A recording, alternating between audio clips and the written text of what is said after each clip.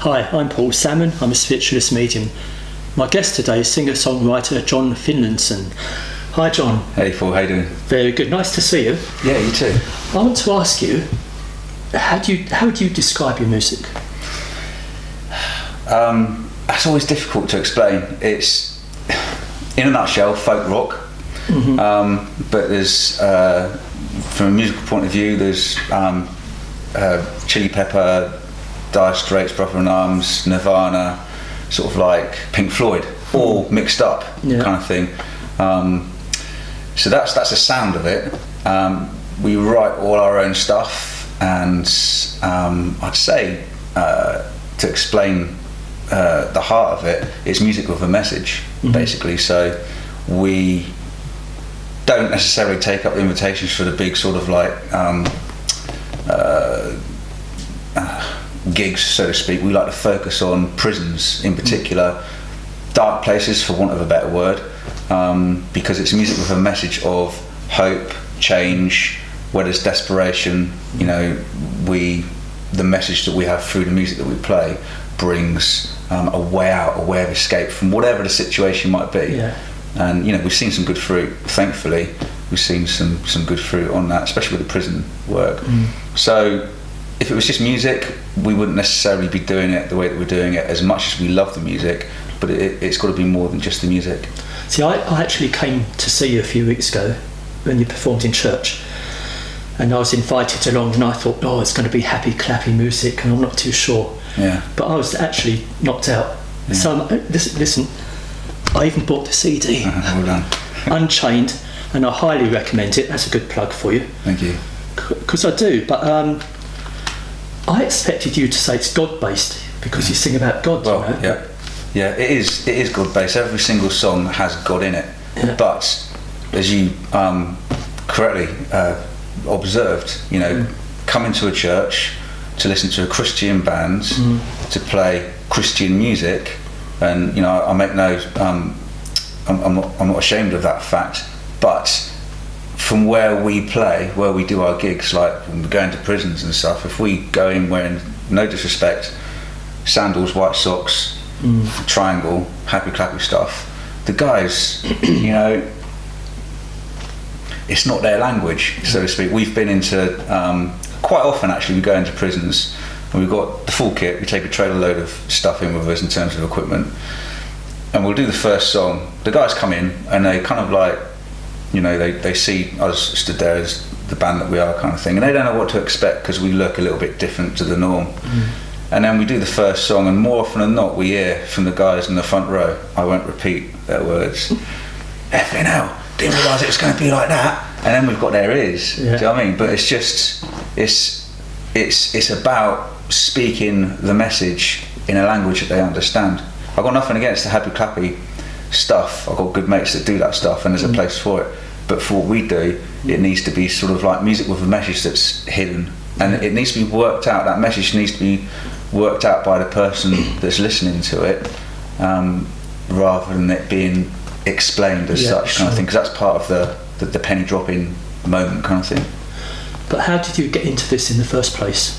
The not the musicianship, but the subject matter, like God. Right. Okay.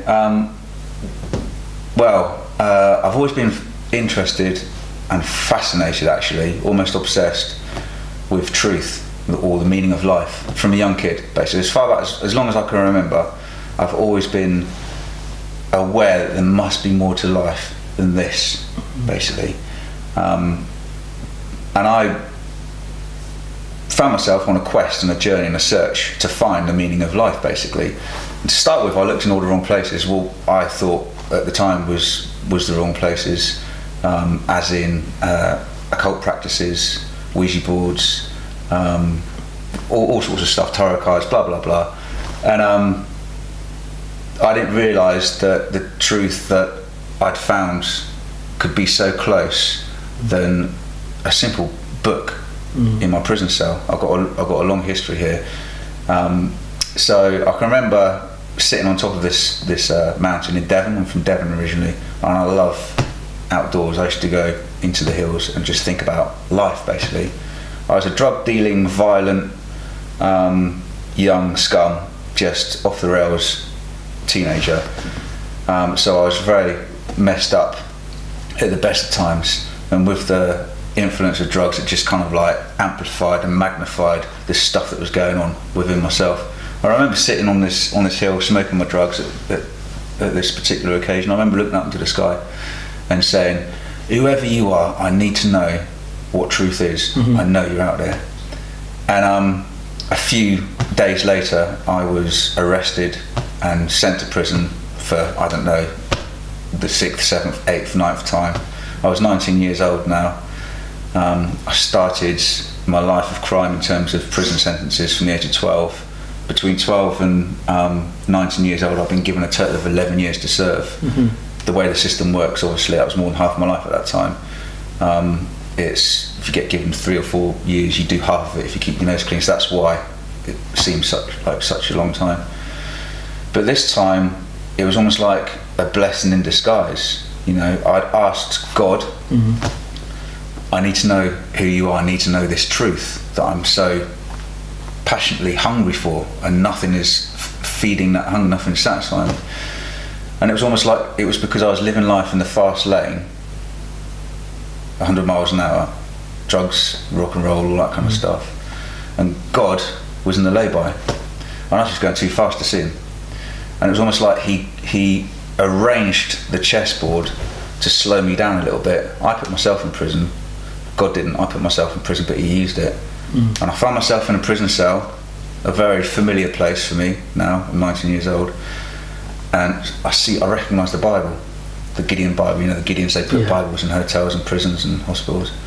The only other time I'd opened a Bible whilst in prison was when I ran out of Rizla paper, which is what most of the guys do inside, because the pages of a Bible are just the same thickness as Rizla. And so that's the only other time I'd opened a Bible, really. But this time there was something different about this Bible. So I opened it up, and to my amazement, you know, I thought that I had to look out past the moon to find the truth. You know, it's out there somewhere. I didn't realise it could be so close as a book in my hand. All of a sudden, bang, it started explaining all these theories that I used to sit up night after night with my customers as a drug dealer, other drug dealers, users, theorising the meaning of life and why we thought we were here and this, that and the other. And all of a sudden, all these theories were being explained away in the Bible. And it did blow me away.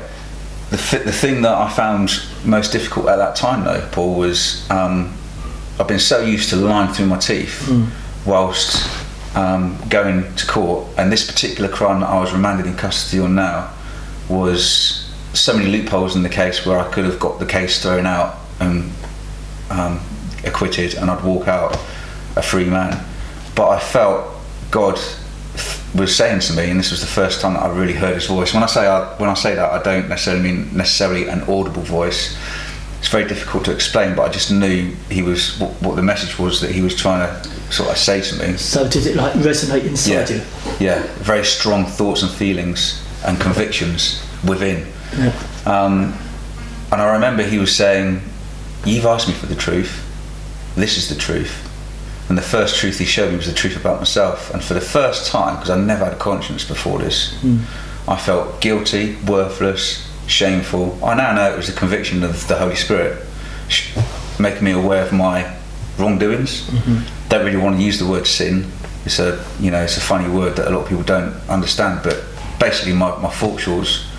And he was saying to me, if you want to know more about this truth, you need to start speaking it. And I knew he was saying, go to court, tell the truth. Now I was expecting double figures for that crime because I was almost charged with attempted murder to start with. They dropped it to lesser charges, but I knew that I was expecting 10, 12 years, and it was a very scary thing to do. But to cut a very long story short, Paul, I decided to do things God's way, and it was really strange because I remember waking up the next morning after being sentenced, and I received 6 years for that particular crime.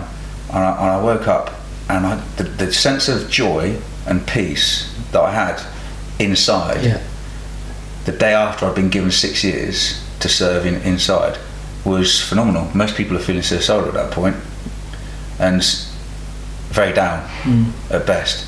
And I just felt I felt free. It was almost like I had to go to prison to find my freedom. Previous times I was a prisoner in a prison, for sure. Yeah.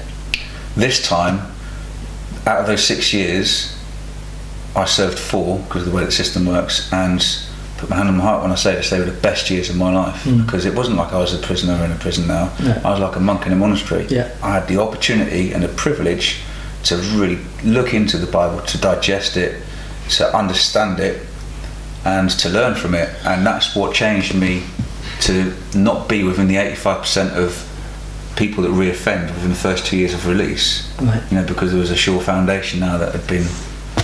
When you say learn from it, do you have someone there helping you to go through the Bible? Yeah. You did? Yeah, for sure. Yeah, it's called the Holy Spirit. Yeah, I knew that was coming. To start with, Paul, I had no one.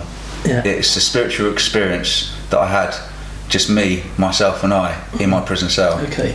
There was no one necessarily that told me about Jesus, although there were people praying for me that I was unaware of at the time.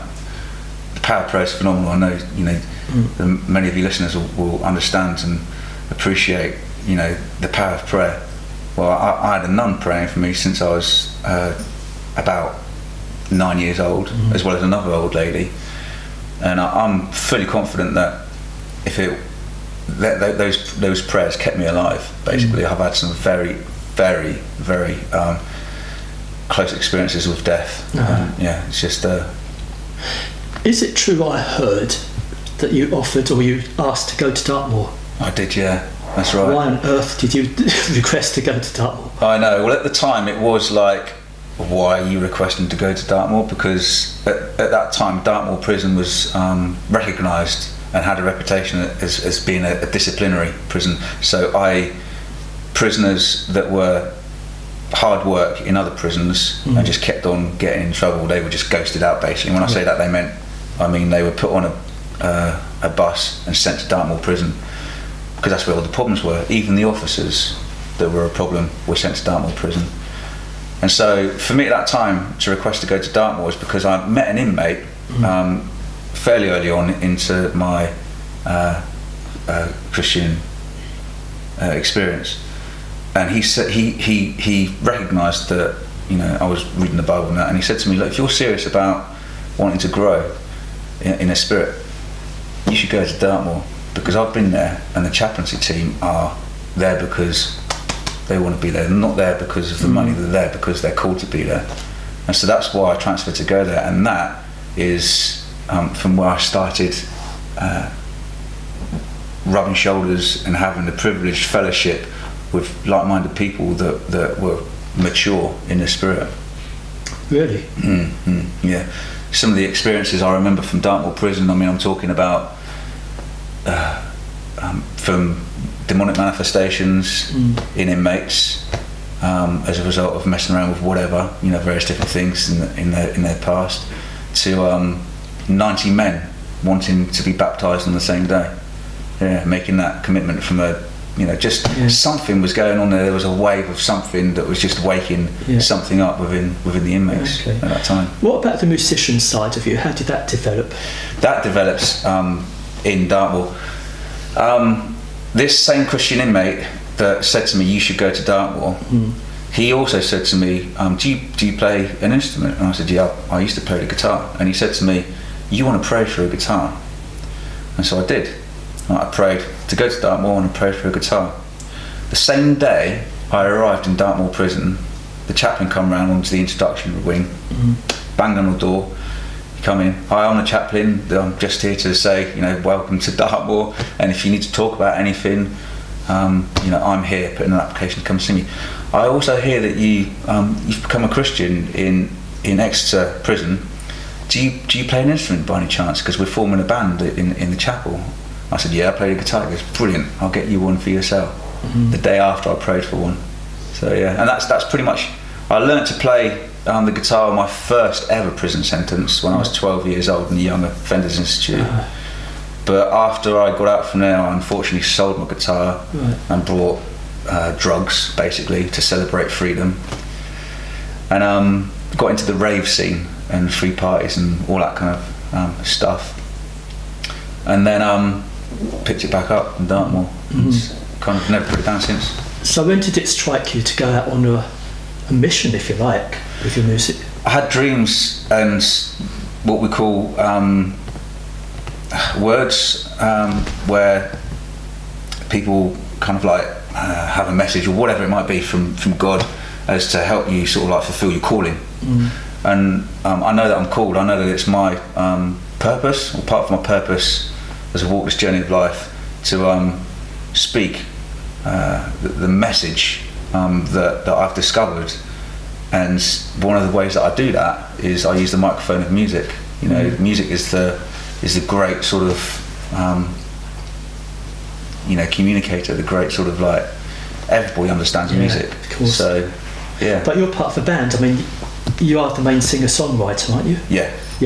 Who are the other band? Not individually, but what are they made up? Are they ex-offenders? All sorts and oddballs. Oddballs. We've got couple of ex-offenders that are on team. You know, the bands is the bands, but we've got a team. You know, like Jesus had his 12 disciples, but he had another sort of like 70 guys around him to make up his team. Yeah. And it's almost the same with this. You know, the bands is like 6 musicians, but we've got a team around that. Yeah, sure. And within the team, we've got ex-offenders. Yeah. And we've got people that are IT, BT, technicians, self-employed people. The guitarist is just retired. He's really old. He's about your age, actually. Oh, thanks. No, he's such a diamond. He's a very, very skilled musician. You wouldn't normally put the collection of people together. But you're making videos as well now.